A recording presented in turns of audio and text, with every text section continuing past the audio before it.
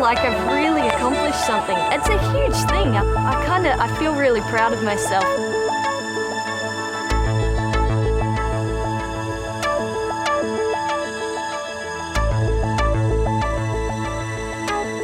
It was such a big goal for me because I hadn't done anything like it before. Just my personal desire to say this was so hard, but I stuck with it and got through at the end.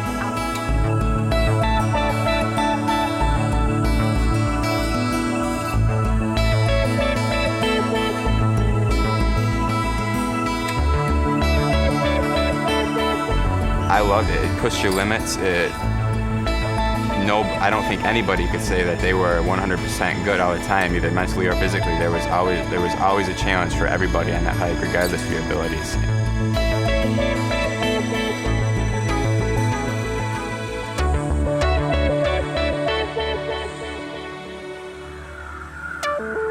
I think that was the one thing that I felt like I had to do. I had to prepare if I was going to do this.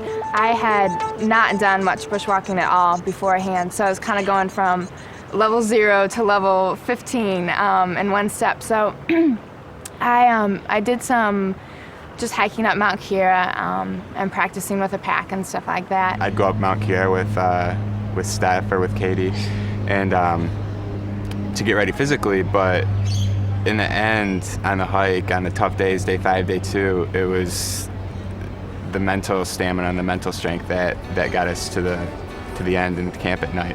And mentally, I think just kind of getting used to what it was going to be, getting used to the idea of what it was going to be like, meeting with my group members and talking about it. Some of my group members had gone through a lot of bushwalking before, so they kind of knew what was going on a bit more. From the very outset, I'm mindful of telling them that it's not a walk in the botanical gardens with a marshmallow roast at the end, that it's very much about delving into their inner resources, and when they hit the wall, they're going to have to find something deep within themselves to get them over to the next hurdle. And there's many metaphors for life that we draw parallels from.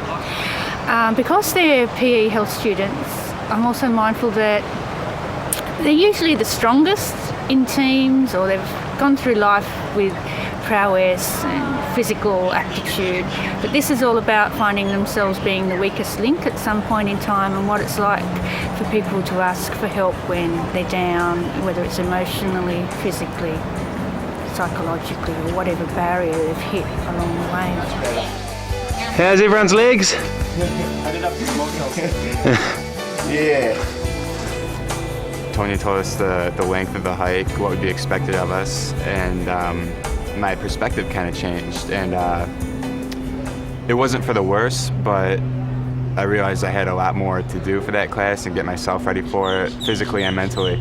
I didn't expect that it would be nearly as hard as what I found it to be. I expected, great, we're going to have a fun walk, we've got our packs, but that's all right. But I didn't expect mountains like this the whole way. I was expecting it to be hard. I was expecting it to be a tough time.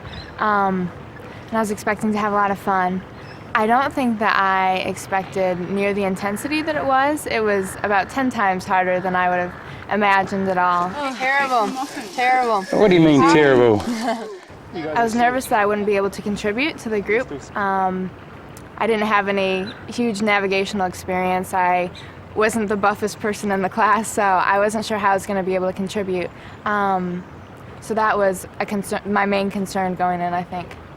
That was one point where Rob and I were able to help Katie out physically, but that you don't see the other times where I would be tired or exhausted, and she would come into camp at night with a smile and that voice of hers, and that would just lift me up.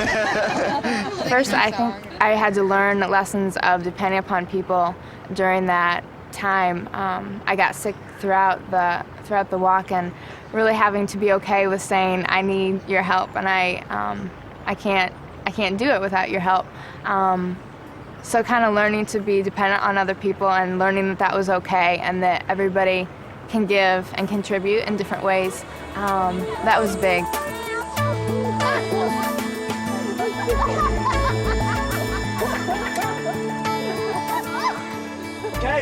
Go for it, Jody. The way the leaders, Tonya and Wayne and Tiger, handled the hike Take and a big step.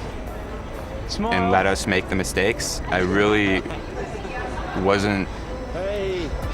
I shouldn't say prepared, I really didn't think they would be that detached from the group. I mean, I knew we had to make our own decisions, but, and I'm speaking for the American education system here, the critical thinking is just not there in the education system. You don't have to learn to think. Teachers teach what's going to be on the test, or they teach you what to think.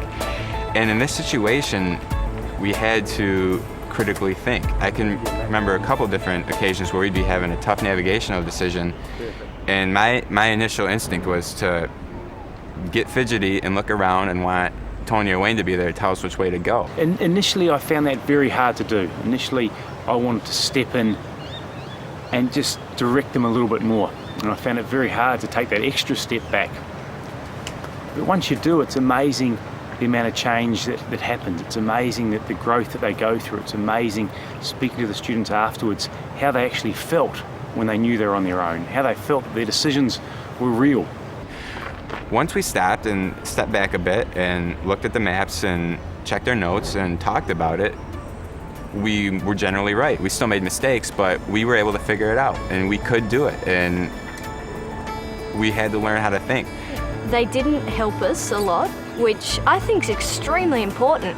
We're trying to learn how to take kids out to be able to take hikes ourselves. And if they were always saying, oh wait, hang on, this is how you navigate, this is what you do, I think that's a dopey way of doing it, because this way it was sink or swim, but we did kind of swim because we had to rely on each other, and I think we learn a lot more doing it that way than if they had have stopped us at each point saying, okay, this is how you do it. I think it was great.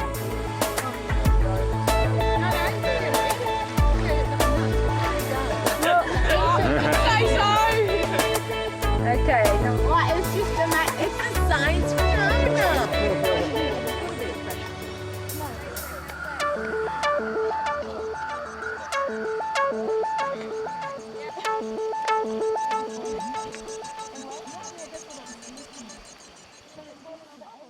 We were writing that letter as a year later.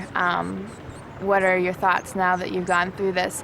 And one of the main things for me was I want to live life fully. I want to have an adventurous spirit. I want to get out there and do the things that seem tough and seem like I can't do it initially.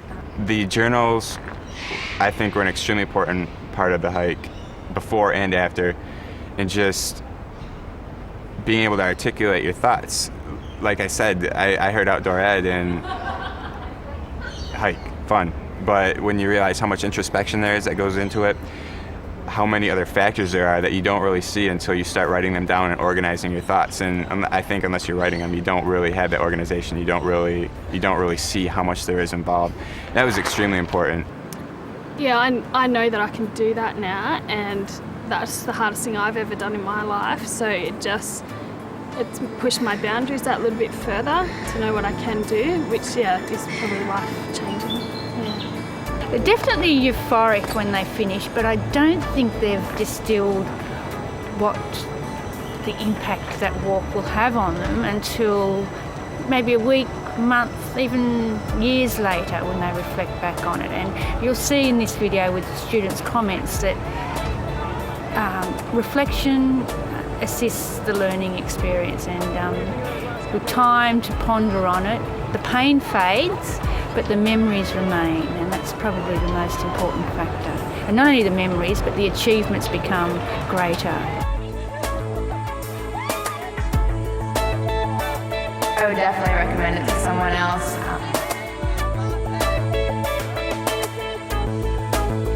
You can't be told what this is like. It's an amazing experience. There we go.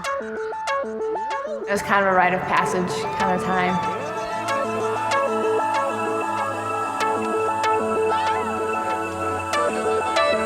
It wasn't keeping going, it wasn't overcoming the physical pain, it was overcoming my own mental obstacles.